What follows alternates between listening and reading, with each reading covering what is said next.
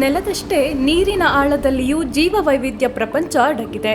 ಸಮುದ್ರದ ಒಡಲಿನ ಅಸಂಖ್ಯ ಜೀವ ಪ್ರಭೇದಗಳು ಪರಿಸರ ಸಮತೋಲನಕ್ಕೆ ತಮ್ಮದೇ ಆದ ಕೊಡುಗೆ ನೀಡುತ್ತಿವೆ.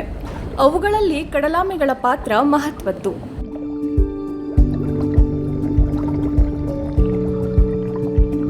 ನೀರಿನಲ್ಲೇ ಜೀವನ ಕಳೆಯುವ, ಮೊಟ್ಟೆ ಇಡಲಷ್ಟೇ ನೆಲದ ಮೇಲೆ ಕಾಲಿರಿಸುವ ಕಡಲಾಮೆಗಳ ಜೀವನವೇ ಸೋಜಿಗ.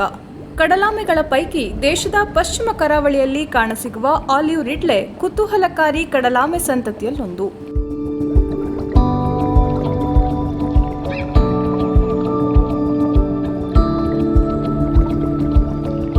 ಪಶ್ಚಿಮ ಕರಾವಳಿಯಲ್ಲಿ ಆಲಿವ್ ರಿಡ್ಲೆ ಹೊರತಾಗಿ ಹಾಕ್ಸ್ ಬಿಲ್, ಗ್ರೀನ್ ಸಿ ಪ್ರಭೇದದ ಆಮೆಗಳು ಕಾಣಸಿಗುತ್ತವೆ. ಆದರೆ ಕಡಲ ತೀರಗಳಿಗೆ ಬಂದು ಮೊಟ್ಟೆ ಇಡುವ ಆಲಿವ್ ರಿಡ್ಲೆ ಕಡಲಾಮೆಗಳ ಮರಿಗಳು ಮಾತ್ರ ಕಡಲ ತೀರದಿಂದ ಸಮುದ್ರ ಸೇರುತ್ತವೆ.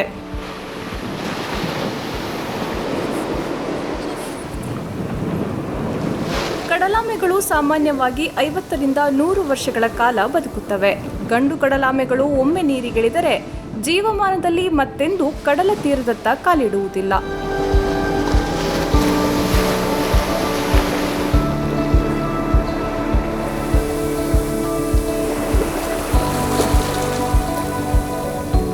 ಆದರೆ ಹೆಣ್ಣು ಕಡಲಾಮೆ ಮರಿಯು ಸಮುದ್ರಕ್ಕೆ ಸೇರಿದ ಜಾಗಕ್ಕೆ 16 ವರ್ಷದ ಬಳಿಕ ಮೊಟ್ಟೆ ಇಡಲು ಮರಳುತ್ತದೆ. ಕಡಲಾಮೆಯನ್ನು ನಾವು ಅಕ್ವಾಟಿಕ್ ಇಕೋಸಿಸ್ಟಮ್ ಇಂಜಿನಿಯರ್ ಅಂತ ಹೇಳ್ತೇವೆ. ಯಾಕಂದರೆ ಇದು ಸಮುದ್ರದ ಈ ಸೀವೀಡ್ಸ್ ಅಂತ ಹೇಳ್ತೇವೆ, ಸೀ ಗ್ರಾಸ್ ಅಂತ ಹೇಳ್ತೇವೆ, ಇವುಗಳನ್ನೆಲ್ಲ ತಿಂದು ಇವುಗಳ ಸಂಖ್ಯೆಯನ್ನು ನಿಯಂತ್ರಣದಲ್ಲಿಟ್ಟು ಉಳಿದ ಜೀವ ವೈವಿಧ್ಯತೆಯನ್ನು ಹೆಚ್ಚು ಮಾಡ್ತದೆ. ಹಾಗೂ ಕೋರಲ್, ಈಗ ನಾವು ಹವಳ ಬಂಡೆ ಅಥವಾ ಕೋರಲ್ಸ್ ಅಂತ ಹೇಳ್ತೇವೆ, ಕೋರಲ್ ರೀಫಿನ ಹೆಲ್ತ್ ಇಂಪಾರ್ಟೆಂಟ್ ಆಗಿರಬೇಕಂದ್ರೆ ಅದಕ್ಕೆ ಕಡಲಾಮೆಯ ಇರುವಿಕೆ ಅತ್ಯಂತ ಅವಶ್ಯಕ. ಹೀಗಾಗಿ ಕಡಲಾಮೆಯನ್ನು ನಾವು ಕೀಸ್ಟೋನ್ ಸ್ಪೀಸಿಸ್ ಅಂತ ಕರಿತೇವೆ. ಈಗ ಈ ಮೊಟ್ಟೆಗಳಿಗೆ ಇನ್ಕ್ಯುಬೇಷನ್ ಪೀರಿಯಡ್ ಅಂತ ಇರುತ್ತೆ. ಇನ್ಕ್ಯುಬೇಷನ್ ಪೀರಿಯಡ್ ಒಂದು ಯೂಶಲಿ 49 to 60 ಡೇಸ್ ಅಂತ ಇರುತ್ತೆ. ಬಟ್ ಈಗ ಏನಾಗಿದೆ, ಟೆಂಪ್ರೇಚರ್ ಜಾಸ್ತಿ ಆಗುವ ಕಾರಣದಿಂದ ಅವರು 35 ಡೇಸ್ 40 ಡೇಸ್ ಒಳಗೇ ಹ್ಯಾಚ್ ಆಗ್ತಿದ್ದಾರೆ. ಬಟ್ ಏನಾಗುತ್ತೆ, ಈ ಗ್ಯಾಪಲ್ಲಿ ಇಮ್ಮೆಚೂರ್ ಅಂತ ಬೆಳೀತಾ ಇದ್ದಾರೆ. ಅಂದರೆ ಕೆಲವೊಮ್ಮೆ ಅವರಿಗೆ ಕಣ್ಣಿರಲ್ಲ ಅಥವಾ ಕೆಲವೊಂದು ಕಡೆ ಕಾಲಿರಲ್ಲ. ಸೊ ಅಂತ ಇಮ್ಮೆಚೂರ್ ಡೆವಲಪ್ಮೆಂಟ್ಸ್ ಆಗ್ತಾ ಇದೆ ಈ ಕಾರಣದಿಂದ. ಓಕೆ, ಈಗ ಹ್ಯಾಚ್ ಆಗ್ತಿದ್ದೇವೆ. ಹ್ಯಾಚ್ ಆದ ಮೇಲೆ ಅವರು ಸರ್ಫೇಸಿಗೆ ಮೇಲೆ ಬರ್ತಾರೆ. ಸರ್ಫೇಸಿನ ಮೇಲೆ ಬಂದು ಇನ್ನು ಅವರು ಸಮುದ್ರ ತೀರಕ್ಕೆ ಹೋಗ್ತಾರೆ. ನ್ಯಾಚುರಲ್ ಆಗಿ ಏನಾಗುತ್ತೆ, ಮೂನಿದು ಲೈಟನ್ನು ನೋಡಿ ಅದನ್ನು ಫಾಲೋ ಮಾಡ್ತಾ ಸಮುದ್ರಕ್ಕೆ ಹೋಗ್ತಾರೆ. ಈಗ ಏನಾಗಿದೆ, ನಮ್ಮದು ಸ್ಟ್ರೀಟ್ ಲೈಟ್ಸ್ ಜಾಸ್ತಿ ಆಗಿದ್ದಾವೆ. ಸೊ ಅವರು ಏನು ಮಾಡ್ತಿದ್ದಾರೆ, ಆ ಲೈಟ್ ಸೋರ್ಸ್ ಅವರು ಸ್ಟ್ರೀಟ್ ಕಡೆ ನೋಡಿ ಅವರು ರೋಡ್ ಕಡೆ ಬರ್ತಾ ಇದ್ದಾರೆ, ಬ್ರೈಟ್ ಲೈಟ್ ಇದ್ದ ಕಾರಣ. ಸೊ ಅದು ನಾವು ಫಾರೆಸ್ಟ್ ಡಿಪಾರ್ಟ್ಮೆಂಟ್ ತಡೆ ಮಾಡಿ ಅವರಿಗೆ ರಕ್ಷಣೆ ಮಾಡಿ ಅವ್ರಿಗೆ ಒಂದು ದಾರಿ ಮಾಡಿ ಸಮುದ್ರಕ್ಕೆ ವಾಪಸ್ ಕಳಿಸ್ತಾರೆ. ಹಾಗೆ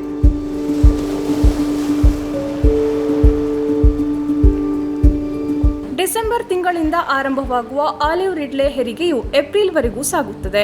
ಕಡಲ ತೀರದಲ್ಲಿ 2 ಅಡಿಯಷ್ಟು ಆಳದ ಗುಂಡಿ ತೆಗೆದು ಮೊಟ್ಟೆ ಇಟ್ಟು ಅವುಗಳ ಮೇಲೆ ಮರಳು ಬಾಚಿಟ್ಟು ಹೋಗುತ್ತವೆ. ಜನರು ಪ್ರಾಣಿಗಳ ದಿಕ್ಕು ತಪ್ಪಿಸಲು ಅಕ್ಕಪಕ್ಕದಲ್ಲಿ 2 ಅಥವಾ 3 ಹೊಂಡಗಳನ್ನು ನಿರ್ಮಿಸಿ ಸಮುದ್ರ ಸೇರುತ್ತವೆ. ಒಂದು ಕಡಲಾಮೆ ಏಕಕಾಲಕ್ಕೆ ಕನಿಷ್ಠ 50 ರಿಂದ ಗರಿಷ್ಠ 170 ಮೊಟ್ಟೆಗಳನ್ನು ಇರಿಸುತ್ತದೆ.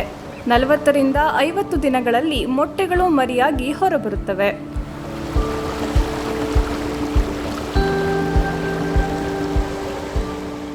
ಈ ಆಮೆಗಳು ಹುಟ್ಟಿದ ಮೇಲೆ, ಹ್ಯಾಚ್ ಆದ ಮೇಲೆ ಅವರು ಈ ನಡಿಬೇಕಾಗುತ್ತೆ. ಅಂದರೆ ಸಮುದ್ರ ರೀಚ್ ಆಗುವಾಗೆ ನಡಿಬೇಕು ಅವರು. ಸೊ ಈ ಗ್ಯಾಪಲ್ಲಿ ಏನಾಗುತ್ತೆ, ಒಂದು ಮೇನ್ ಇಂಪಾರ್ಟೆಂಟ್ ಪಾಯಿಂಟ್, ಯಾಕೆ ಇವರು ನಡಿಬೇಕಂದ್ರೆ ಅವರಿಗೆ ಒಂದೇನಾದರೂ ಅವರ ಕಾಲಿಗೆಲ್ಲ ಬಲ ಬರುತ್ತೆ, ಸ್ವಿಮ್ ಮಾಡಲಿಕ್ಕೆ, ಈಜಾಡಲಿಕ್ಕೆ ಜಾಸ್ತಿ ಸ್ಟ್ರೆಂತ್ ಬರುತ್ತಂತ. ಇನ್ನೊಂದೇನೆಂದರೆ ಅವರಿಗೆ ಜಿಯೋಲೊಕೇಶನ್ ಟ್ಯಾಗಿಂಗ್.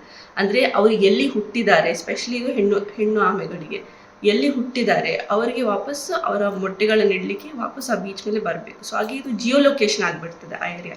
ಸೊ ಅವರು ನಡೆಯೋದು ತುಂಬ ಇಂಪಾರ್ಟೆಂಟ್ ಅಂತ.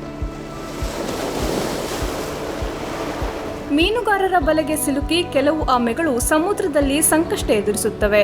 ಇವಲ್ಲದೆ ಕಡಲ ತೀರದಲ್ಲಿ ನಡೆಯುತ್ತಿರುವ ಅಭಿವೃದ್ಧಿ ಚಟುವಟಿಕೆ, ಪ್ಲಾಸ್ಟಿಕ್ ತ್ಯಾಜ್ಯಗಳಿಂದ ಉಂಟಾಗುತ್ತಿರುವ ಮಾಲಿನ್ಯದಿಂದ ಸುರಕ್ಷಿತ ಜಾಗ ಅರಸುತ್ತಾ ಅವು ಮೊಟ್ಟೆ ಇಡಲು ಹೆಣಗಾಡುವ ಸ್ಥಿತಿ ನಿರ್ಮಾಣವಾಗಿದೆ. ಹೀಗಾಗಿಯೇ ಕಡಲಾಮೆಗಳ ಮೊಟ್ಟೆಗಳ ಸಂರಕ್ಷಣೆಗೆ ಅರಣ್ಯ ಇಲಾಖೆಯ ಕೋಸ್ಟಲ್ ಮರೈನ್ ವಿಭಾಗ ನಿರಂತರ ನಿಗಾ ಕೂಡ ವಹಿಸುತ್ತಿದೆ.